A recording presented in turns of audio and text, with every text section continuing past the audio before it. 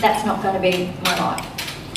So one of the first things they had to do then was take me into surgery and put me back together. I had a lot of internal injuries. That's the first thing that they dealt with because I was bleeding internally. So they kind of put everything back together and where it was supposed to be and stitched some stuff up and all that stuff. And then they took me into surgery to secure my spine because I'd actually fractured 2 vertebrae. I tell you, when you look at the x-rays, they've got the toolbox out and there's screws and bolts and all sorts of things that they've shoved in there and put me back together. And yes, I do go off when I go through security at the airport. Everybody likes to know if I do, but yes, I do.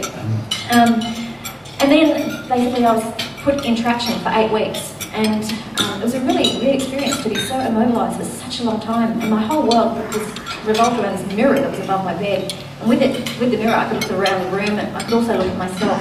But I avoided doing that for quite some time until one day I went brave and I put the mirror over my bed and I pulled away the sheets because I just didn't want to see my injuries and bruises and all of that. I just wasn't ready to be confronted by it. But as I pulled away the sheets, I wasn't prepared for what I saw.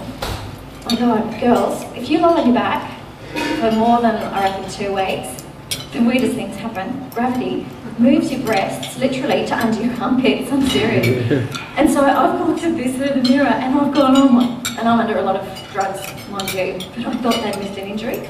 And so I was just hysterical and I was crying, and I pushed the button for the nurse and she came over and she said, what's wrong, what's wrong? And I went, look, and she had a little giggle and I said, no, you don't understand, you don't understand. I said, I can't put my arms down beside me because I'm thinking that's going to be me forever. And I'm going to have some weird bra made up to hold my heart and my armpits and all that. Anyway, she said, no, it's gravity, and I promise when we sit you up, they'll go back to where they're supposed to be, which I'm very pleased to say they did. One of the other things that happens when you're in that position for a really long time is your heart's not working as hard to pump blood around your body. So every time they went to sit me up, I kept passing out. So it took about 2 or 3 days before I could tolerate being in an upright position. And once that happened, they then took me into physiotherapy. And this is really, for me, the moment of truth, because I thought I was just going to get up and walk. But I remember they had to fit me with what they call a turtle brace, and this was a brace that I had to wear, and it was like a full body brace, and that was to support my back because I had still a lot of healing going on, and that brace I had to wear for 6 months. So that was one piece of equipment I had to wear. They also fit me with, they're called artificial foot orthoses, and they used to call them calipers in the old days, and they are designed to hold my feet at 90 degrees. Because I have no movement or feeling from the knees down. So I had these calipers fitted. And off I went to physiotherapy, and I remember the moment that I stood the first time, it was the weirdest experience because I don't feel my legs, so as I stood up it was kind of like I was standing on nothing, or standing on stilts kind of. And then as I went to take a step forward, I felt like my legs felt so heavy, like I had lead in my shoes, and my leg kind of did its own thing. It was really, really, really scary. And so even though I had the motivation, I knew right then that if I was ever going to walk, it was going to take a massive, massive effort if I was ever going to do it. It was kind of like at that point standing in front of the world's biggest mountain and knowing you had to climb it, and it was so overwhelming. But that day, that first day in physiotherapy, I shuffled maybe 2 or 3 steps, and I went to bed that night and I thought, right, I've made my first couple of steps, and to climb a mountain just takes a whole series of little steps. You just got to keep going. And so I made a promise to myself there and then that no matter how hard it got, that I was going to do whatever I had to one day get out of that wheelchair. And so off I went on my quest, and I was making progress in hospital, but every time I was getting really, really excited that my carers would just bring me right back down and say, Allana, you are going to have to accept that you are not going to be walking full time. You're going to have, there may be special occasions where you can stand for some period of time, but your life is going to be as a person in a wheelchair. So I got to the point where I knew I had to get myself out of that environment, and so I signed myself out of hospital 6 weeks early, which was much to the disgust of my specialists, but off I went and I took control over my own rehabilitation. And I worked really, really hard, and I was making great progress, and I was so focused. That was my whole world, was to just get out of that wheelchair.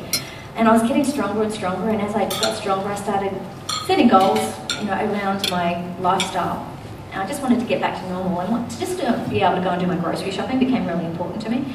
So my first attempt at Woolies was disaster because I couldn't even make it halfway down an aisle, but it was a start. So I worked really, really hard, and about 4 months after having set that goal, I managed to walk every aisle of Woolies, and I don't even know what I put in the basket, but I didn't care. The day that I conquered Woolies was a great day. So it was almost 12 months to the day of the accident where I stood out of that wheelchair and I've never gone back. And it was a great day. I really thought that I had conquered everything and that I had the world at my feet. But what I didn't realise was that whole 12 months, all I'd focused on was the physical me. All I wanted to do was get on my feet. And for that whole 12 months also, a couple of other things happened. I had this belief that one day I was going to wake up and I'd be back to normal and this whole experience would have just been a nightmare and I'd just get back on track with life. And it was going to be a significant date, like my birthday or the anniversary of the accident or something. And as those milestones came and went, I was still the same. And so one day I was in my kitchen washing the dishes and it suddenly hit me, the miracle that I was waiting for wasn't going to happen. And that day's still a bit of a blur, but I ended up on the floor of the kitchen, curled up in a fetal position, just sobbing like convulsively. And as I sort of lay on the floor, I decided that if this was the way I was to live, then I just didn't want to live. It was just too hard. So I decided to take my own life. And as soon as I made that decision, I stopped crying. And I was almost euphoric, like, okay, this is the solution. And it was almost like I was about to release myself from this prison of the body that I found myself in. And so I went over to the drawer and I pulled out the sharpest and the biggest knife that I had. And I put the blade to my wrist. And again, I was euphoric. And I was shaking from the excitement. But then I looked down at the blade, and as I was just about to do it, I realised something. I looked down and I realised that shit, it was really going to hurt. And I know you're waiting for something really profound, but that's what stopped me, and thank goodness it did. As I sort of went through a massive amount of confusion at that moment, I realised that I needed help right there and then, and so I rang a friend of mine who's one of the leading psychiatrists in Sydney. His name's Dr. Jolly. True. Anyway, Dr. Jolly, he sensed the urgency and he arranged for a colleague of his, a lady named Dr. Shadavadi, to come and work with me. And she was an incredible lady. We had a lot of work to do, but I did work with her for 9 months. And she made me realise that I could be anything, have anything, do anything in this life that I wanted. I just had to make that decision as to what it was going to be. She gave me many, many tools to use throughout that process, and some of them I still use today. A couple of them sort of stand out. One of them was that I used to have, when things didn't go so well, I used to have this little voice in my head that would say, why me? I'm sure we've all heard that at times. But instead now, when things don't go to plan, and that still happens often, that voice says, okay, what can we learn from this? And the other distinction she helped me make was that I can't always change or control what happens to me or around me, but I can control what it means to me.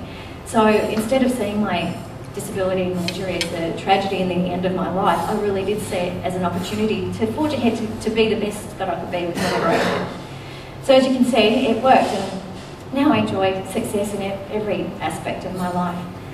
But from that point I still had a few challenges, and one of the greatest challenges that I had was to overcome a fear of flying. Because although it had been such a huge part of my life, having been through what I went through, I was terrified of getting back into a plane. And I tried time and time again, but I got to the point where I knew I wasn't going to be able to overcome this, and I was thinking about taking up knitting or doing something that was going to keep me on the ground. Then I was introduced to a young girl, and her name was Lace Maxwell, and she was a wing walker. She used to stand on the top wing of a biplane as it flew around doing stunts and air shows. Like, she was God to me. I couldn't get in the plane, she got on the wing. Anyway, she was telling me about the wing walk one day, and she said, Allana, when you're up there, the sky and the clouds are so close you can almost reach out and touch them. And I said to her, you know, I'd love to try that one day. Have you ever said something you really didn't mean? That was one of those moments. Anyway, she rang me and said she was going to be doing a wing walk at an air show coming up, and she said, would you like to come along and watch? And I said, yeah, of course I would. So off I went, and it was a really neat day because there was a lot of my old flying friends I hadn't seen for a long time, and so it was a big catch up. And the air show was due to start at 12 o'clock, and they started making the announcements pre-air show. And my friend gets up and said, I won't be doing the wing walk today, my good friend Allana will be. And I thought it was a joke, you know, I thought, ha. But she was serious, and she'd gone to a lot of trouble to make this happen for me. So clearly I wasn't going to do it, but I thought, okay, I'm going to have to get out of this somehow without embarrassing her. So I went and sat under a tree thinking, okay, instant mind read, something's got to happen, okay. But as I sat under the tree, I realised a few things. First of all, flying isn't just something that I do, it's really a part of who I am, and I really wanted that part of me back. I knew that if I was ever going